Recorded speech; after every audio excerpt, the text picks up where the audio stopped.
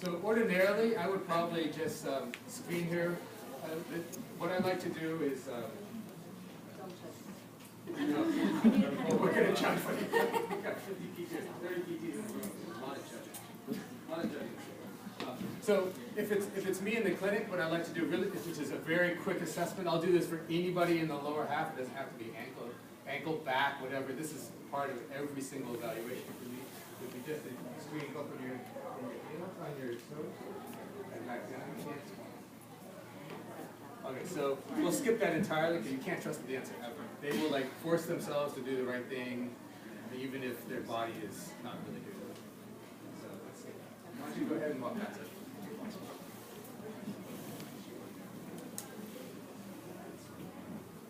You can walk a little faster. Pretend you're late for class.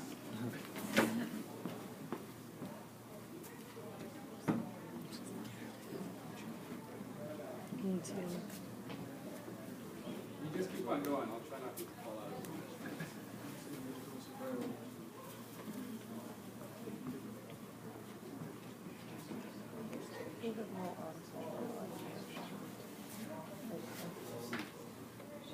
Is the left side ripping out of it? Where's the right now? She's more Something on the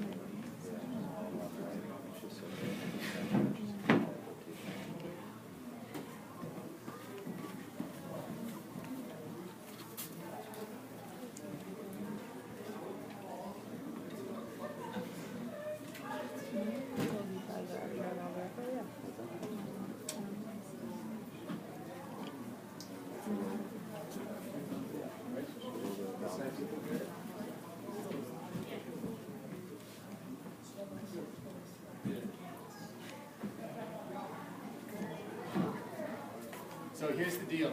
I just forewarned, all right? We have a little while. The overall goal of this exercise is I know you've already been able to look at people walk and identify gait deviations. Who cares?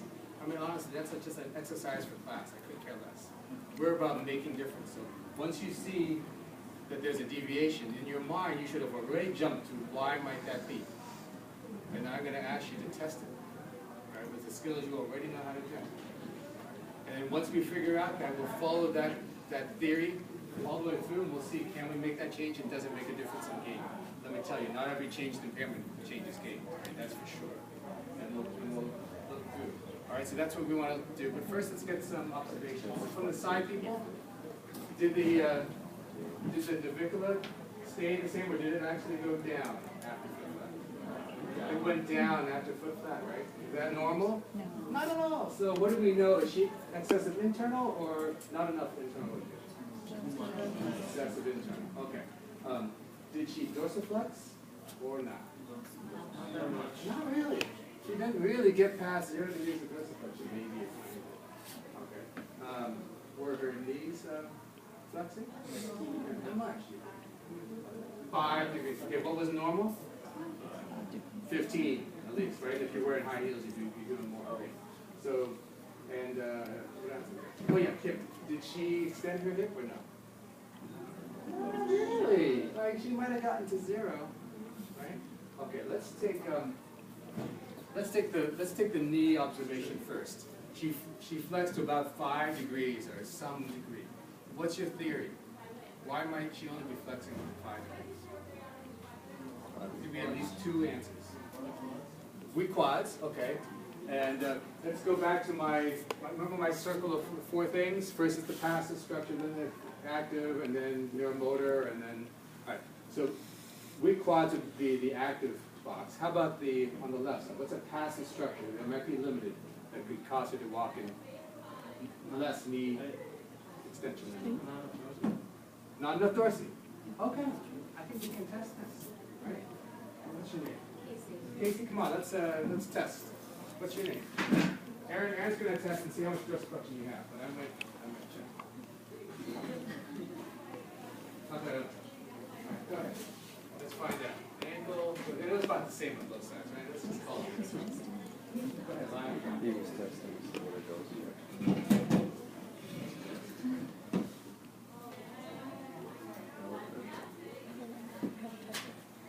Okay, how much do you think that is?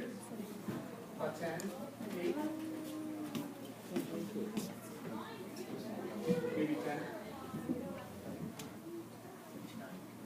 15.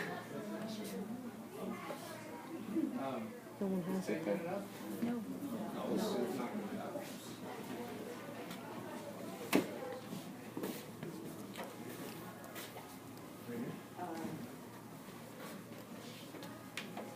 All right, what was the other explanation, weak quads? All right, who said that? Who came up with weak quads? Test it, go on step and forth, let's test it, weak quads, go ahead. I know I'm putting you on the spot though. Okay.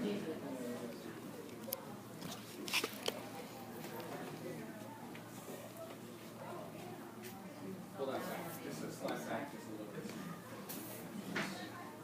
Straighten your arms so you get your weight of the body up the triceps.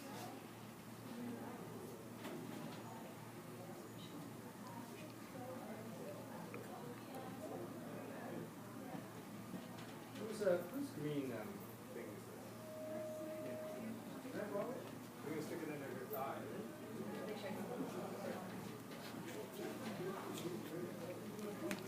So I like to test separate muscles, not separate motions. So, you know, the hip flexed with knee extension is one situation. Really, when you're walking, your hips are not flexed, your knees are extended. So that was exactly right. Okay. So let's just test it here.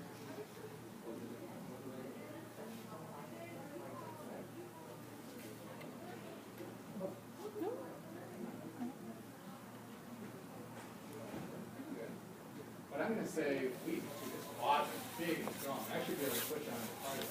She's like 4 months in this particular motion. I know short arm quads are boring, but you know what? We don't have time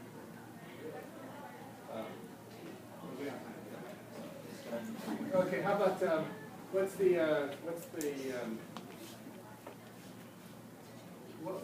why would she not extend her hip? Like capsule. So that's right, reflexes, but let's just get in the habit of first thinking passive active neuromotor, all right? Because let me tell you, my kids, they already know if something's stiff, stretch it. If something's weak, strengthen it. You know, my sister is not a PT, she works in a health club, and she does training. You got a whole manner of people telling people how if there's something that's weak, you can strengthen it. If that's what we're going to compete with, that's going to be a tough sell, because how are you going to convince me that your exercise is any better than her exercise? I mean, honestly. I work in a health club. I walk through, I do my own lifting, I see a patient, someone canceled, I go out, I listen to weights, I listen to people talking around me, they're like, oh yeah, I'm strengthening this or whatever. How would you know as a layperson whether one thing is better than the other? Seriously. I'm guessing that many of you knew how to strengthen your quads before you ever came to PT school, right? So if you graduate in a little while and that's your first call, why the heck do you go to PT school and get a doctorate degree, right? Seriously, if you leave here having the same tricks that you had before you came, that is not good. So get in the habit. Passive active neuromotor. So what would be explanation for lack of it? Okay, tribulating the dorsiflex. That's true, but she had to. What else?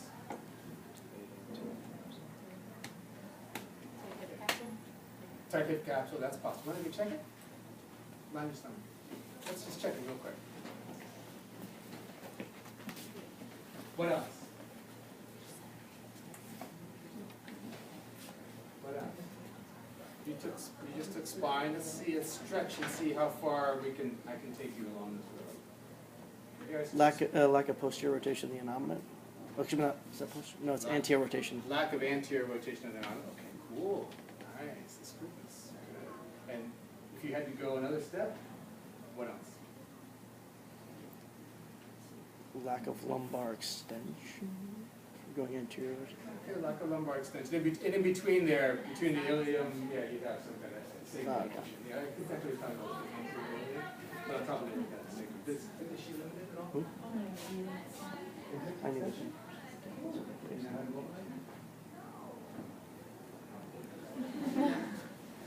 That's just,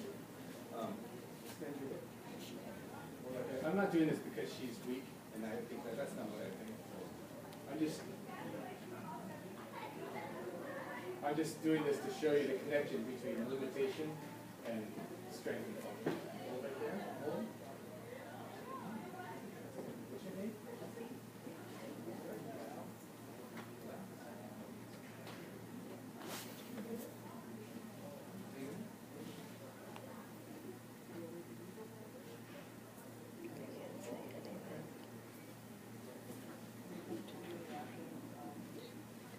Yes. It's a little stiff. I have to agree.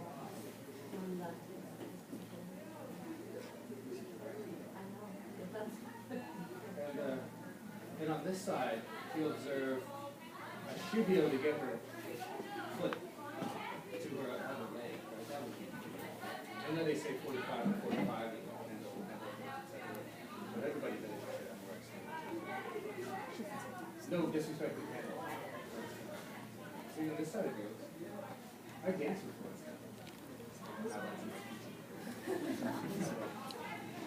Picture's like 80 seconds or so. There you go. So I'm just going to quickly mobilize it up and we'll see what happens, okay? I don't know if you do it this way, but elbows are better in multiple techniques. So I just rotate it. You saw what's tighten an external rotation, so I put an external rotation. You okay there? Not hurting yet? It seems violent, but really.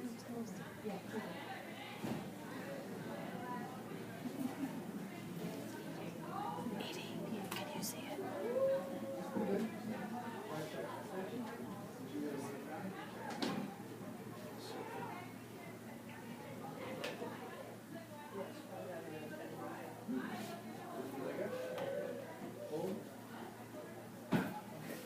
Go walk, let's see. The right leg, so we'll see. Does that change? Will she have more extension? And if she has more extension, so you side people, you're looking at hip, okay? You're looking at the hip, does it extend? But you're also looking at that foot, more than the ventricular rise. Never answer questions. Yeah, well, you're in a whole new picture.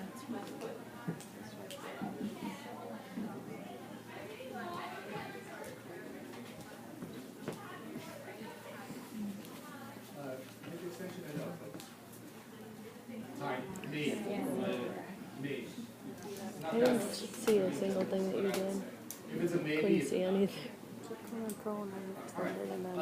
Let's talk about the front. What did you guys see in terms of the knee going in and out? Didn't see any deviations. All right. So you guys, she's going to walk again. You watch. Watch. Could I just mobilize the hip into external rotation? Right. That could have been one of your theories. Let's see. Is there?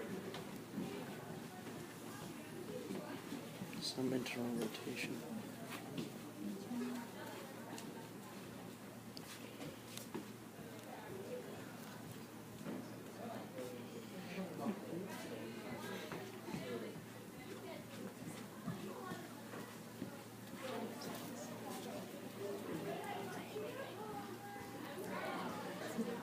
I don't know if I'm so far. Okay, so this is fine. So they noticed that the right leg turned in more than the left leg when they looked at the patella. And so the first theory, well, if you looked at the passive to the active, would be maybe there was a limitation in external rotation that made her hip track to the inside. But we mobilized that, and her hip motion is more or less normal, but she still sees it. Is that a failure? No. You just added one step of information. So now what's the theory? Why would the hip continue to turn in, even though it has the ability to go out? Passive. Move glutes, move which? Next. Okay, pop on up here, let's test. How would you try?